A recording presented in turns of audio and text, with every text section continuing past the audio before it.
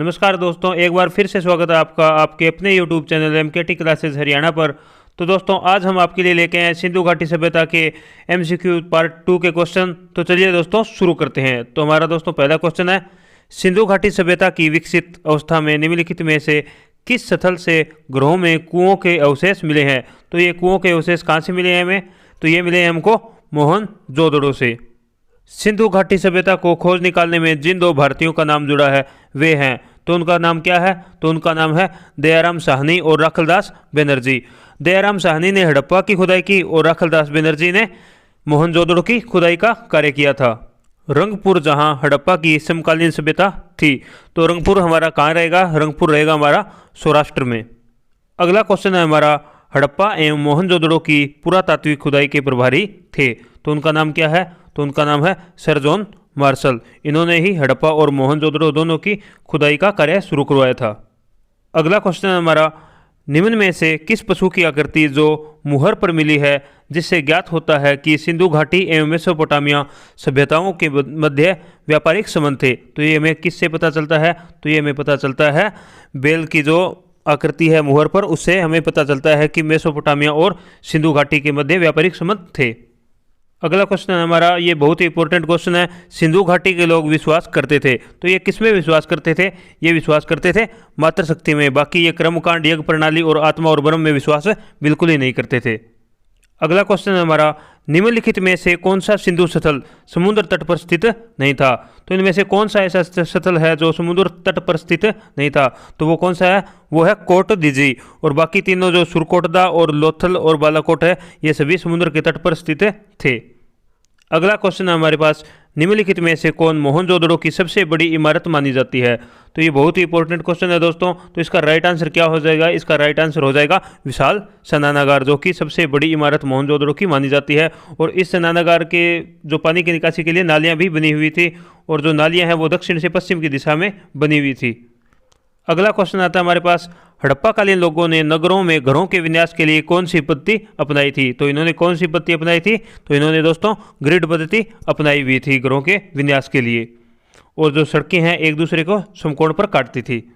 अगला क्वेश्चन आता है हमारे पास, निम्नलिखित पशुओं में से किस एक का हड़प्पा सभ्यता में पाई मुहरों और टेराकोटा कलाकृतियों में निरूपण अंकन नहीं हुआ था? तो किसका अंकन नहीं हुआ था उनकी मोहरों पर? तो इनमें शेर का कहीं पर भी अंकन नहीं हुआ था, किसी भी मोहर पर शेर का चित्र नहीं था। बाकी हाथी, गेंडा और बाघ सभी के चित्र दिखाई देते हैं उनकी मोहरों पर।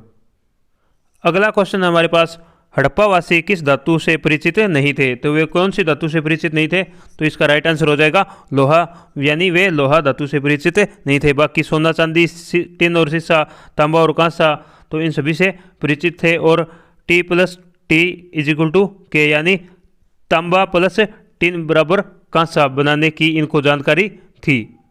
अगला क्वेश्चन है हमारे पास, निम्नलिखित में से किस स्थल से युगल समाधान या द्वि शव संस्कार यानी एक साथ दो शव दफनाने का प्रमाण मिला है? तो ये कहाँ से मिला है हमें?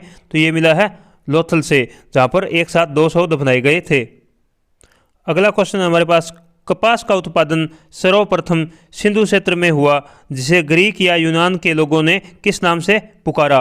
तो कपास को ग्रीक या यूनान के लोगों ने दोस्तों किस नाम से पुकारा था? तो इसका राइट आंसर हो जाएगा सिंडन या सिंडोन नाम से पुकारा था। अगला क्वेश्चन है हमारे पास, हड़प्पा के काल का तांबे का रथ किस स्थान से प्राप्त हुआ है? तो ये कहाँ से प्राप्त हुआ है? ये हुआ है देमाबाद से।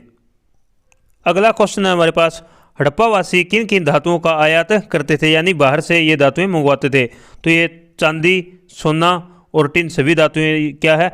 बाहर से आयात करते थे या मंगवाते थे।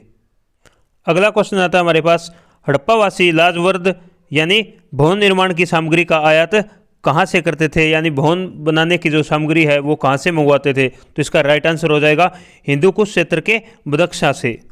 अगला क्वेश्चन है हमारे पास, अफगानिस्तान स्थित सिंधु सभ्यता से संबंधित स्थल है, यानी अफगानिस्तान में सिंधु सभ्यता का कौन सा स्थल है? तो इसका राइट आंसर हो जाएगा सूरतोगोई और मुंडीकाक, दोनों ही अफगानिस्तान में स्थित है। अगला क्वेश्चन है हमारे पास, कौन कौन से नगर सिंधु सभ्यता के बंदरगाह नगर थे, यानी कि जहाँ पानी था और पानी के रास्ते से ये एक दूसरे से व्यापार करते थे? तो इसका राइट आंसर हो जाएगा लोथल एवं सुतका गेंडोर, अलादीनो एवं बालाकोट और कुंतासी, ये सभी ऑप्शन क्या हो जाएंगे, राइट हो जाएंगे। अगला क्वेश्चन है हमारे पास, मोहनजोदड़ो से प्राप्त पशुपति शिव या आद्य शिव मुहर में किन किन जानवरों का अंकन हुआ है? तो इसका राइट आंसर हो जाएगा बाघ एवं हाथी, गेंडा एवं भैंसा और हिरण, इन सभी जानवरों की चित्रों का अंकन मोहनजोदड़ो से प्राप्त पशुपति शिव की मुहर पर हुआ है। अगला क्वेश्चन है हमारे पास, किस हड़प्पाकालीन स्थल से नृत्य मुद्रा वाली स्त्री यानी कि नृत्य करती हुई स्त्री की मूर्ति जो कि कांस्य मूर्ति है प्राप्त हुई है? ये कहाँ से प्राप्त हुई है हमें? तो ये हमें मोहनजोदड़ो से प्राप्त हुई है। अगला क्वेश्चन है हमारे पास, किस हड़प्पाकालीन स्थल से पुजारी की प्रस्तर मूर्ति यानी कि पत्थर की मूर्ति प्राप्त हुई है? तो इसका राइट आंसर हो जाएगा, तो इसका राइट आंसर है दोस्तों हड़प्पा से हमको पुजारी की पत्थर की मूर्ति प्राप्त हुई है। अगला क्वेश्चन है हमारे पास, किस सिंधुकालीन स्थल से ईंट पर बिल्ली का पीछा करते हुए कुत्ते के पंजों के निशान मिले हैं? तो ये बहुत ही इंपॉर्टेंट क्वेश्चन है और ये कहाँ से मिले हैं हमको? इसका राइट आंसर हो जाएगा दोस्तों चौहुदड़ो से। और चौहुदड़ो से हमको क्या मिला है? वहाँ से जो औरतों के श्रृंगार करने के सौंदर्य प्रसाधन के सामान होते हैं वो मिले हैं, जैसे लिपस्टिक हो गया, काजल हो गया, और वहाँ से मनके बनाने की फैक्ट्री के प्रमाण भी मिले हैं। अगला क्वेश्चन है हमारे पास, किस हड़प्पाकालीन स्थल से प्राप्त जार पर चोंच में मछली दबाए चिड़िया एवं पेड़ के नीचे खड़ी लोमड़ी का चित्रांकन मिलता है जो पंचतंत्र के लोमड़ी की कहानी के सादृश्य है? यानी कि जो पंचतंत्र विष्णु शर्मा दत्त द्वारा लिखी गई थी उसमें जो लोमड़ी का चित्र है उसके समान दृश्य है, तो इसका राइट आंसर हो जाएगा लोथल। अगला क्वेश्चन हमारे पास, स्वतंत्रतायोत्तर भारत में यानी कि स्वतंत्रता के बाद भारत में सबसे अधिक संख्या में हड़प्पा युगीन सतलों की खोज किस प्रांत में हुई? तो किस प्रांत में हुई दोस्तों? इसका राइट आंसर हो जाएगा गुजरात में। तो गुजरात में हड़प्पा के सबसे अधिक स्थल हैं। अगला क्वेश्चन है हमारे पास, निम्नलिखित में से कौन सी फसल हड़प्पाकालीन लोगों का मुख्य खाद्यान्न नहीं था? यानी कि जो फसल है वो लोग खाने के लिए प्रयोग नहीं करते थे, तो इसका राइट आंसर हो जाएगा, तो इसका राइट आंसर है दोस्तों चावल। तो चावल का प्रयोग वो खाने के रूप में नहीं करते थे, बाकी जो दालें और गेहूं इन सभी का प्रयोग खाने में करते थे। अगला क्वेश्चन है हमारे पास, हड़प्पाकालीन स्थलों में अभी तक किस धातु की प्राप्ति नहीं हुई है? तो इसका राइट आंसर क्या हो जाएगा दोस्तों? तो इसका राइट आंसर है लोहा। तो इसका जिक्र तो पहले भी क्वेश्चन में आ गया था कि लोहे की जानकारी उनको नहीं थी, तो बाकी तांबा, स्वर्ण और चांदी सब की जानकारी थी और ये सभी हमको प्राप्त भी हुए वहाँ से, लेकिन लोहा अभी तक प्राप्त नहीं हुआ है। और आज का हमारा ये लास्ट क्वेश्चन है, चौहुदड़ो के उत्खनन का निर्देशन किया था? तो चौहुदड़ो के उत्खनन का निर्देशन किसने किया था? इसका राइट आंसर हो जाएगा जॉन हेनरी मैके ने। तो दोस्तों ये थे हमारे आज के सिंधु घाटी सभ्यता के एमसीक्यू क्वेश्चन, और ये हमने लूसेट की जो एमसीक्यू वाली बुक है उसमें से उठाए थे और आज हमने इस टॉपिक को कंप्लीट कर दिया है। तो दोस्तों आपको वीडियो कैसी लगी हमें कमेंट करके ज़रूर बताएं। अगर आपको वीडियो अच्छी लगी तो वीडियो को लाइक करें और अपने दोस्तों के साथ शेयर करें और हमारे YouTube channel MKT classes Haryana को सब्सक्राइब करें। तो आप सभी दोस्तों का धन्यवाद।